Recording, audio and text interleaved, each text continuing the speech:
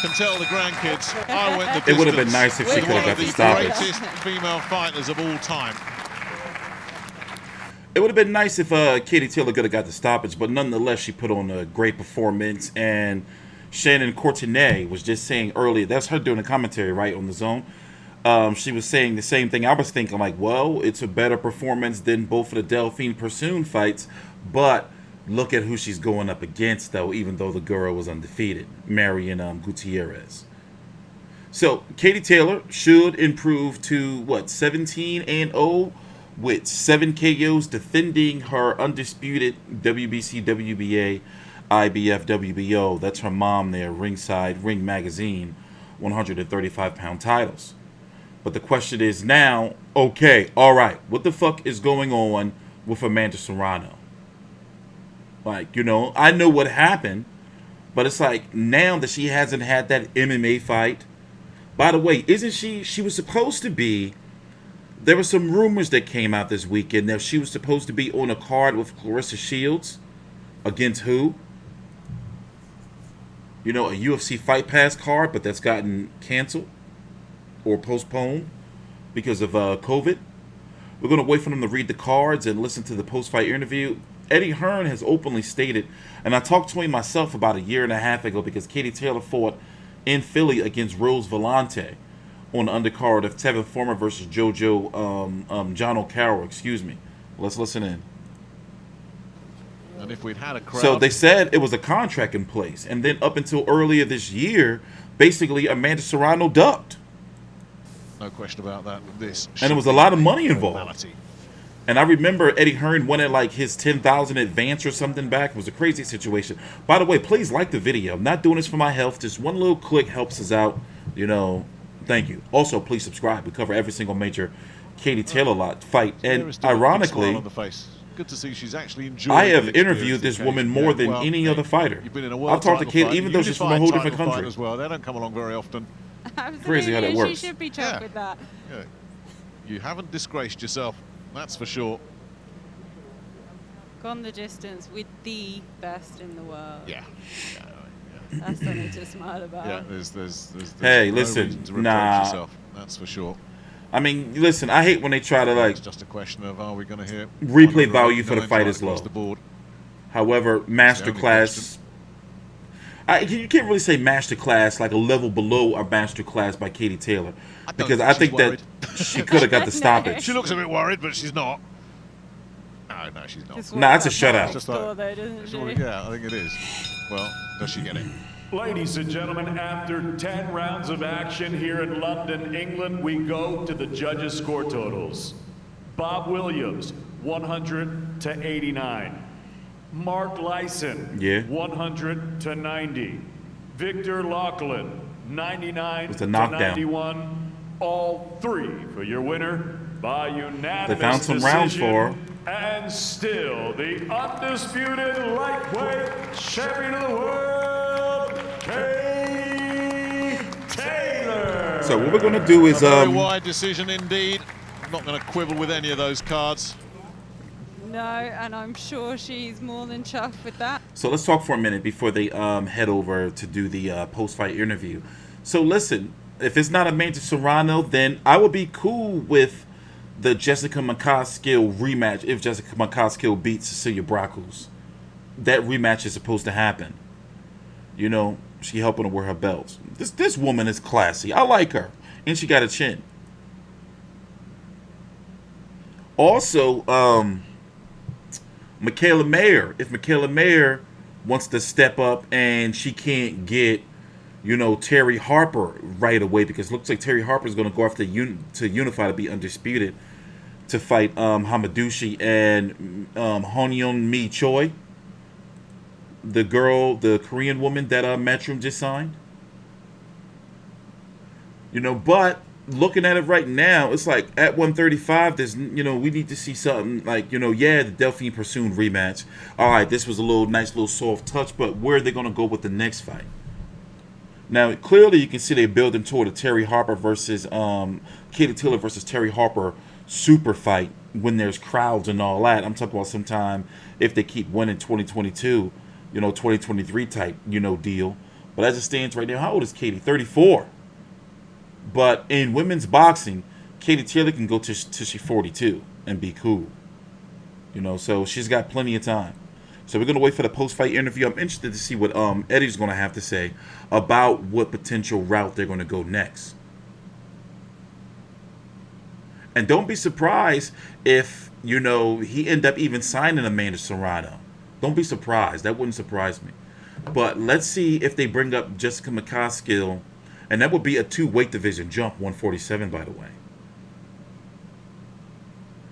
And Katie Taylor fought Lena Tardo, correct, at 140, dropped the belt, went back down to 135 to defend for this fight, right? And against Delphine Persoon. Yeah, that's what she did. And who has this belt now? I just covered their fight, right? Wait, we're waiting for the post-fight interview. Confirmation of the decision. Not the shutout that perhaps she would have liked. But all three very, very wide. A little bit of charity from one of the judges. But nobody's going to begrudge Miriam Gutierrez that little moment. Yeah, I'm going to take a little nap, get ready for Brooke versus Crawford. I wouldn't be surprised if Brooke gets the upset. Yo, listen. Still unified Let champion. Terrence Crawford try to test his chin. He going to eat a chocolate brownie right in the face. Waiting for the post-fight interview. There we are. He's just said off camera Listen there, in. Please subscribe. That's the best he's seen you box. Mandatory defences can be tricky nights if you don't take them seriously, and taking nothing away from Miriam Gutierrez, but you looked a level above in there tonight. Just how satisfied are you with your night's work? Yeah, I'm very, very satisfied. I thought it was a great performance. She was very, very tough. I was definitely trying my best to get her out of there at times, but she just kept firing back. She was very, very durable. She was obviously bigger and stronger than I was. But unfortunately, I just couldn't get her out. I would have loved to have gotten a stoppage today, but overall it was a great performance, and I never go into any fight complacent, because you know she was actually very, very heavy-handed. She could punch a small bit, and if you go in complacent against those kind of girls, that's when you actually get beaten. So I was very, very happy today.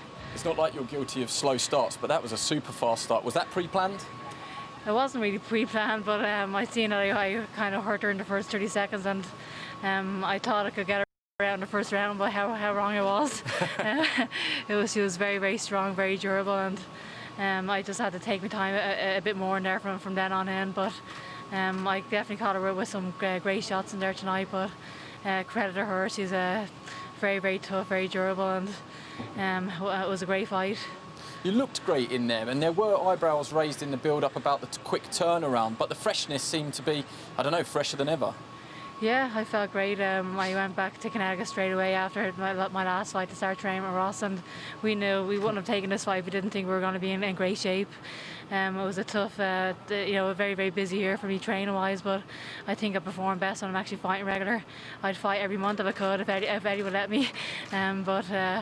Yeah, we'll talk after. Yeah, no more before Christmas, surely. Trainer Ross, mate, just how happy are you with Katie's performance tonight, and what do you want to do moving forward? I thought she looked great variety, good head shots, body shots. I mean, Gutierrez was obviously tough as nails, but I think Katie did everything she could do. She hit her with just about everything you could hit her with. Great all-around performance. The people that were raising eyebrows don't know what they're talking about, obviously, so that's why we don't listen to them. Just a chance for you to have your say here. Who was raising eyebrows? Fights. In your opinion, what is a legacy fight? Who's out there that could be a potential opponent? Good question. And there's a lot of girls out there, whether it's, Serrano stops ducking, or there's plenty of girls at 130, 135, 140. So, I mean, I think everybody who's out there as well as everybody else. So, whoever wants to step up, I guess. I'm just going to do a live substitution, so thank you, Ross. If Eddie, if you can come in. Same question to you. If I could push you, what is a legacy fight for Katie Taylor? What do you want to do moving forward? I'm going to give Katie a chance to answer that as well. I just think there's no fight that she wouldn't take. She wants to push the boundaries. She does want to fight all the time. I thought it was a brilliant performance. The variety, I thought she looked so much fresher. It was a quick turnaround. She's on me all the time to fight, non-stop. And you joke about Christmas. she will be asking to fight before Christmas as well. But there isn't anyone she wouldn't fight. You can go through them. I mean, like Ross said, we've tried for the Serrano fight. We love the winner of Braekhus against McCaskill. That's the undisputed welterweight championship. You've got Chantel Cameron, I think, will be undisputed soon at 140. That's a big fight in 2021 as well. Natasha Jonas is up there. That's who I was Terry looking Harper up. Could come up from 130.